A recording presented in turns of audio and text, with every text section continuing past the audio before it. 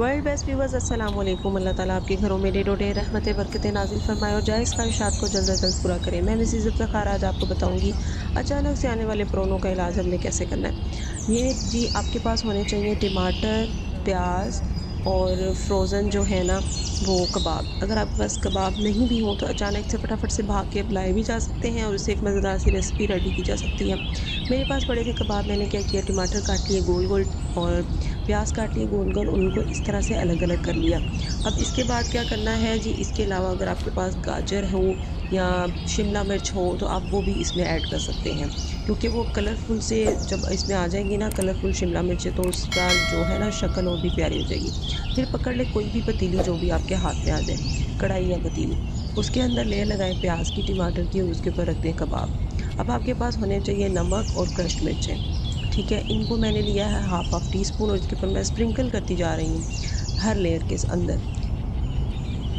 Viewers, आपने channel को अगर सब्सक्राइब नहीं किया तो इसे सब्सक्राइब करें, अपने दोस्तों के साथ शेयर करें, फैमिली मेम्बर्स के साथ शेयर करें और वीडियो देखते देखते अपने प्यारे से अंगूठे का इस्तेमाल करें और वीडियो को लाइक कर दें।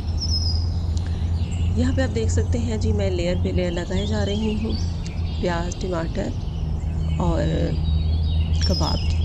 ठीक है, और साथ ही साथ स्प्रिंकल करते जाना है ऊपर इसके नमक और क्रश्ड मिर्चें। ठीक है, क्रश्ड मिर्चें और नमक जो है मैंने हाफ हाफ टी स्पून लिया है। आप अपनी क्वांटिटी के मुताबिक लेंगे।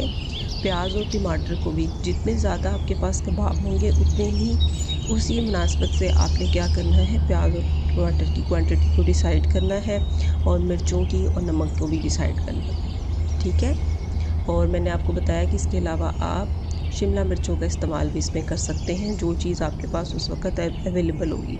अब क्या करेंगे, लेयरिंग लग चुकी है, इन्हें इसे रख देंगे दम पे, और जब तक ये जा रहा है दम पे चलते हैं आज की अच्छी बात की तरफ। नबी करीम सल्लल्लाहु अलैहि वसल्लम ने फरमाया, जिस शख्स ने अपने भाई को इस गुनाह पर शर्मिंदा किया जिससे वो तौबा कर चुका है, तो वो शख्स उस वक़्त तक नहीं मरेगा जब तक कि वो इस गुनाह का इर्तिकाब ना कर ले।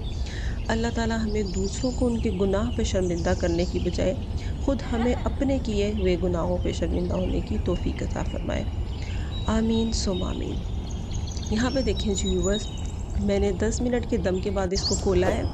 प्याज और टमाटर थोड़े थोड़े नरम हो चुके हैं और कबाब जो है ना उनमें जो बर्फ़ जमी हुई थी वो भी मेल्ट हो चुकी है। ठीक है, और आपको पता है जब हम इसे दम पे रखेंगे तो प्याज और टमाटर जो है वो थोड़ा सा पानी रिलीज़ करेंगे और जो फ्रोज़न कबाब है डेफिनेटली वो भी थोड़ा पानी रिलीज़ करेंगे। तो इसके अंदर आ जाएगा थोड़ा सा पानी। तो इससे पहले कि मैं उस पानी को ड्राई करूं, मैंने कोयला गरम किया है और इसको मैं स्मोक देने जा रही हूँ। बहुत ही ज़बरदस्त सा बारबेक्यू फ्लेवर आ जाएगा अनियन के ऊपर, तो बहुत ही अच्छा लगता है। अब स्मोक देने के बाद हम कोयले को और इस रोटी के टुकड़े को बाहर निकाल देंगे। ठीक है, आप रोटी के टुकड़े की जगह ब्रेड का पीस या फिर फॉइल पेपर कुछ भी यूज़ कर सकते हैं। अब क्या करना है, अब आप यहाँ नीचे देखें पानी नज़र आ रहा है आपको। अब यहाँ पे चूल्हा तेज़ कर दीजिए और तेज़ आंच पे इसका पानी जो है ना एक्स्ट्रा सारा हमने कर देना है ड्राई। और आपको पता है चूल्हा ऑन करते हुए दुआ पढ़नी होती है, अल्लाहुम्मा अज्जिरनी मिनन नार, अल्लाह में जहन्नम की आग से बचाए। आप भी पढ़ा करें ताकि मेरे लिए भी सदका जारिया हो और आपके नाम माल में ढेर सारी नेकियां लिख दी जाए।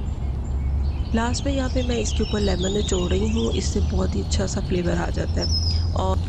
और काम के दौरान दुरूद शरीफ पढ़ना ना भूला करें, इससे खाने में बरकत, खाने वालों में प्यार और आपको थकावट का एहसास नहीं होता। बहुत सारी नेकियां हमारे नामा माल में लिख दी जाती हैं और हमारा काम भी होता रहता है। तो ये थी मेरी प्यारी सी छोटी सी रेसिपी, उम्मीद करती हूँ आपको अच्छी लगी।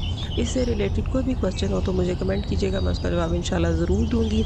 मिलते हैं अगली वीडियो में, तब तक के लिए अपना बहुत सारा ख्याल रखिए। Thank you so much for watching my channel. Have a good day. अल्लाह हाफिज़।